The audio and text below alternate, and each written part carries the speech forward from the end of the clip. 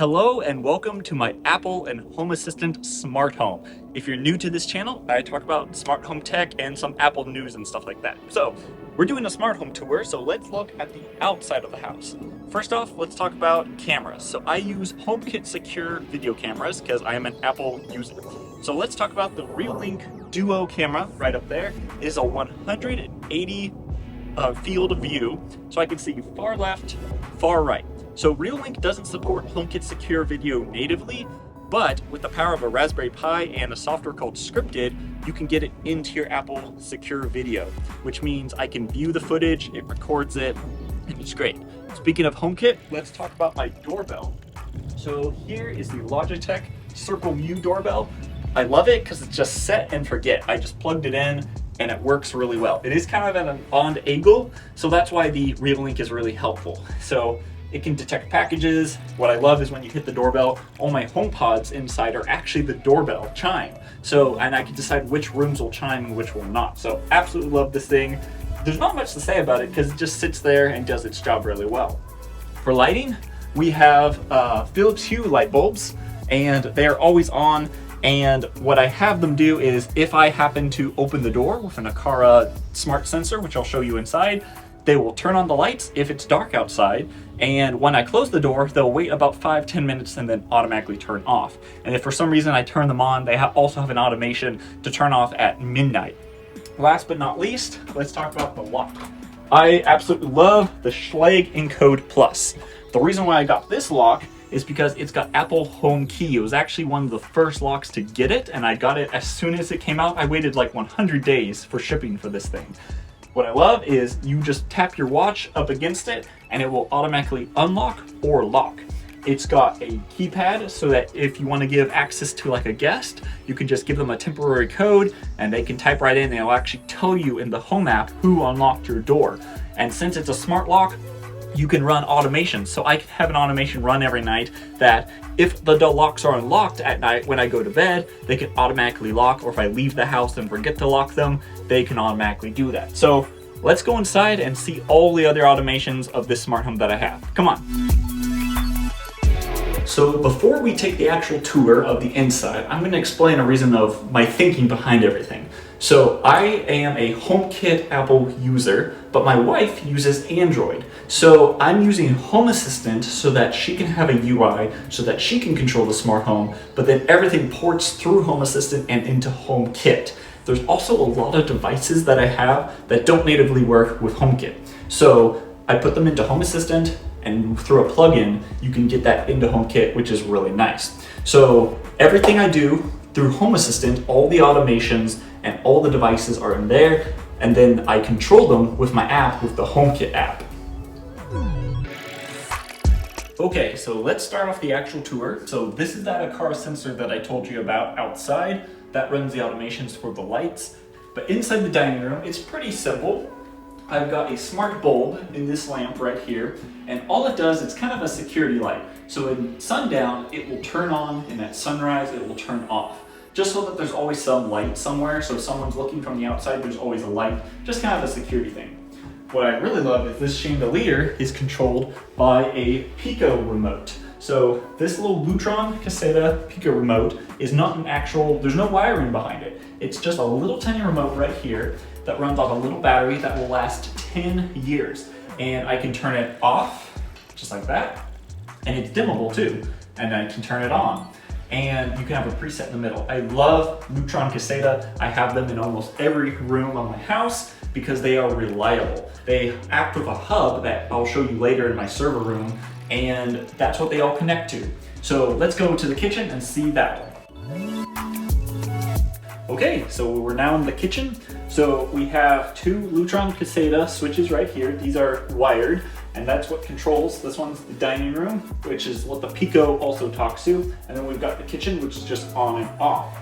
Right here is the pantry smart lock with a fingerprint reader. I was given this to make a TikTok video of. I don't really need my pantry to be locked right now, but when my kids grow up and want to steal snacks or something, I can lock them out, but I can get in myself. Over here, we have some LED smart lights right there that you see that the cats have obviously gotten into. I saw another smart home YouTuber do this, and it's really cool to have lights on top and the bottom of the cabinets. Unfortunately, it's kind of falling apart and I need to get that fixed up.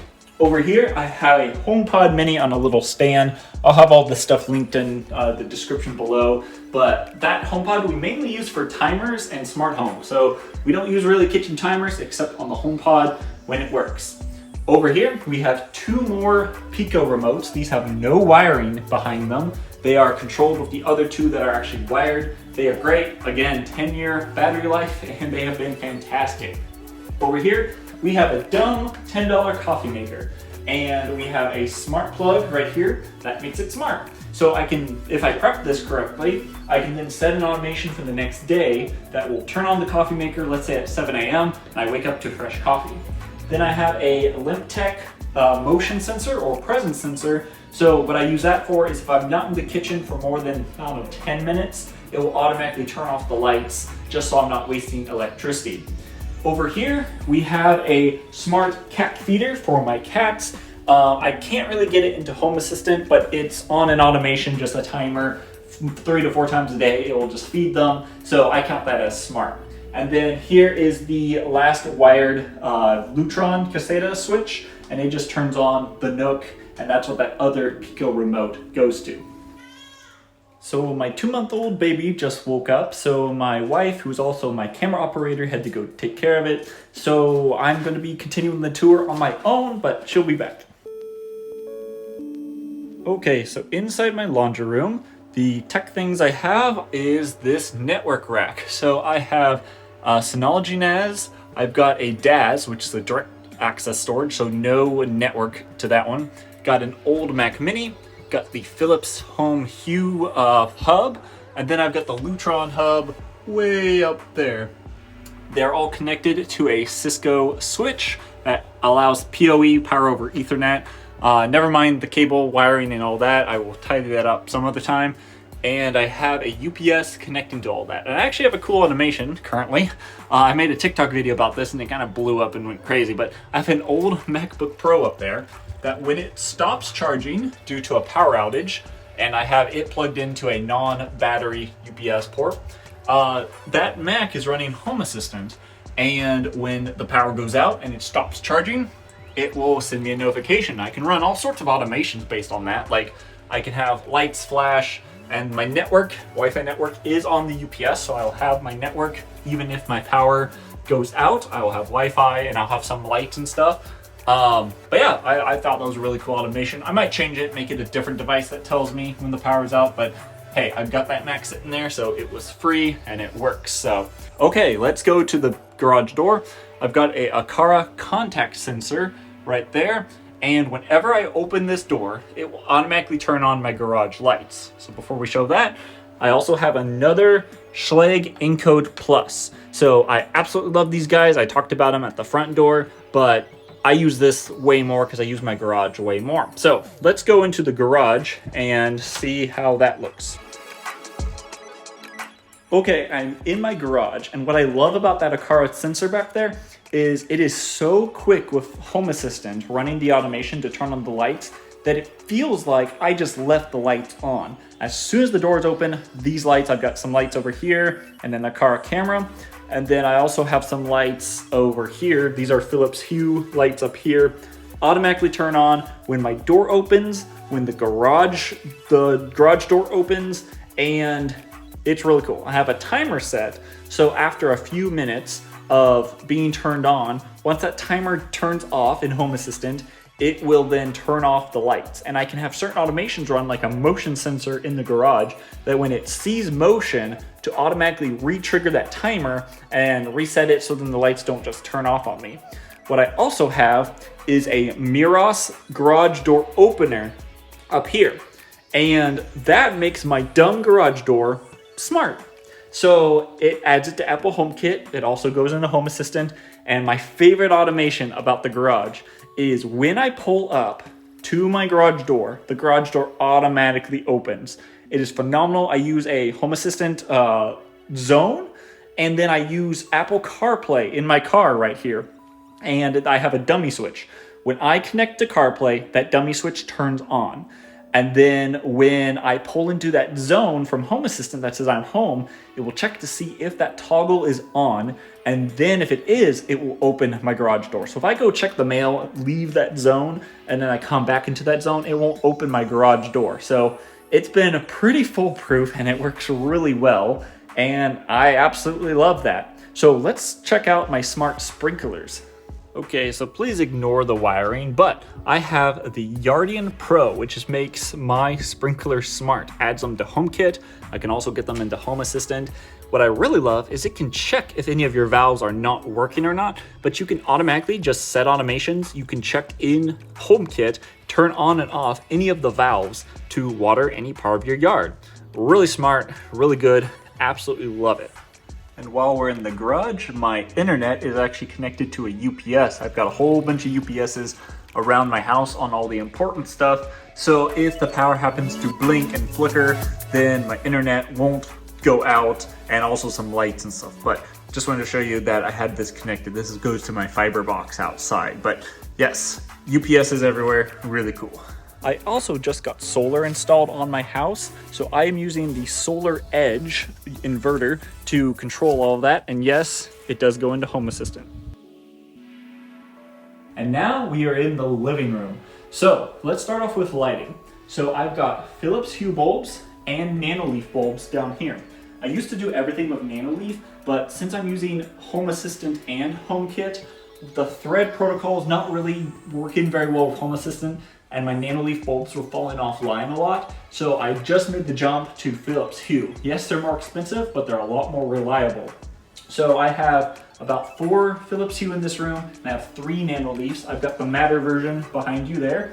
I've got a 75-inch TV right here, a Samsung, and I use Apple TV 4K for almost everything that I watch. And I actually use 2 original HomePods as my speakers. They sound fantastic, absolutely love it. Then I have this little P-Sync or Sync, or I think they want it to be called Sync. It's a little motion camera that has like AI built into it that will, basically it's a babysitter for my cats. When I'm away, I can watch what they're doing and it can track them. For Wi-Fi, I use the Eero Pro 6 or 6 Pro. Basically it's Wi-Fi 6 and it works really well. And that was my cat telling me something. Down here, we have our just Blu-ray player, nothing too smart, but this little Intel Nook is running Home Assistant. This is the brains of the whole operation. Back here, I've got 2 UPSs so that if for some reason the power blips, none of my entertainment system will go down. I actually have a power station that if the power goes down for more than 4 or 5 minutes, I will plug those UPSs into the power station and we can complete any movie that we're watching.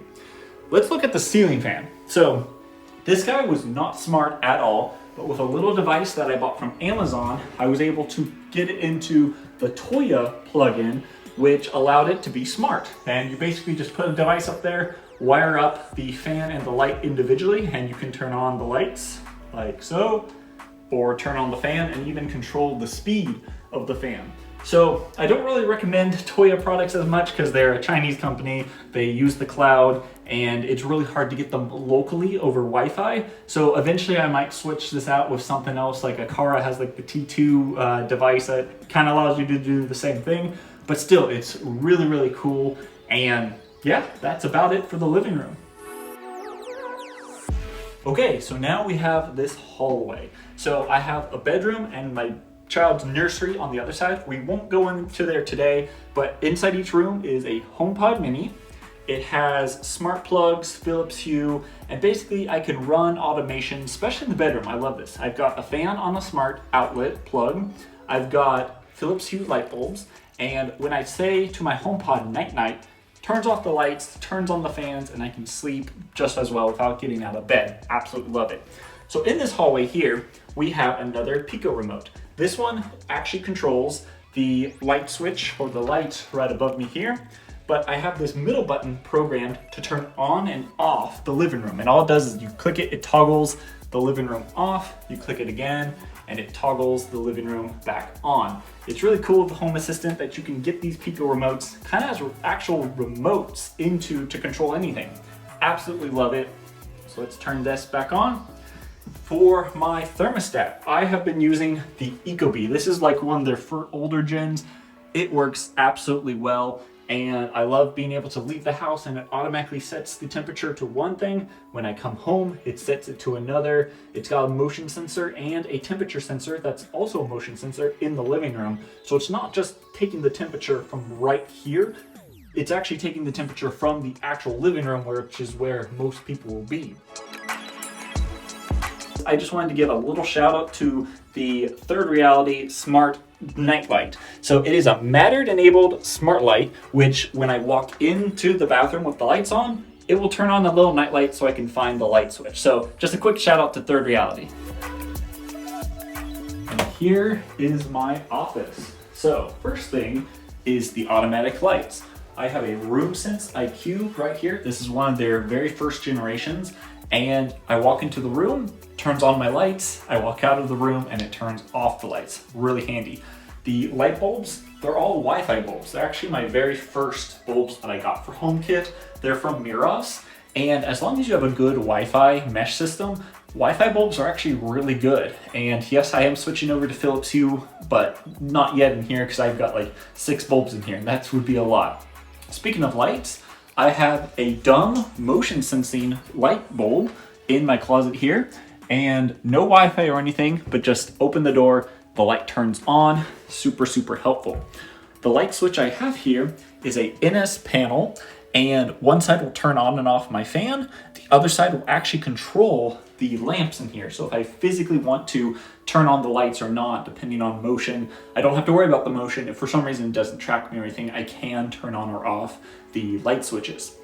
And non-tech related, but you've probably seen this instrument on this back wall over here. This is a hammer dulcimer. I play it. I've actually won 2nd place in nationals last year. And yeah, you might see it in a few videos, so that's what it is. I have some music on a different YouTube channel called Gage Milton Music. If you want to look up that, you are free to, but just so if you see that instrument on the wall, that's what that is. Let's go to my desk. I am a Mac user, so I've got a MacBook Pro connected to 2 32-inch 4K monitors. I've got a Insta360 a webcam, 4K auto follows me and everything, really cool. I've got the other Hero 6 Pro Wi-Fi system here, and my HomePod, which I use a lot. And last but not least is a standing sitting desk that I've also just added to this room so that I can do some standing up work or sitting depending on that. But that's pretty much the office. So I had this smart lock installed after I made the video, so here it is. It's not Wi-Fi enabled, but if you put your fingerprint on there, it will unlock it or lock it. So there, it's unlocked, and then it will auto lock momentarily. So now it won't open. So this keeps people out of my office, but only I can get in with my fingerprint or thumbprint. So just thought I would show you this. Really cool. And that is it for the smart home tour. Again, I use HomeKit on the front and Home Assistant on the back for all the automations and everything. If there was something in my smart home that interests you and you want to learn kind of how I have an automation for it or how I even got it into Home Assistant, feel free to let me know so then I can either make a dedicated video showing you how to do it or answer in the comments. I have TikTok, Instagram, and YouTube. YouTube is dedicated to smart home. TikTok is more of the wild west of tech. I kind of post everything onto TikTok, and then just my premium content, mainly smart home, comes here to YouTube. So if you want to follow me on there, I'll have links down below. But yeah, thanks for watching and remember to subscribe. See you in the next video.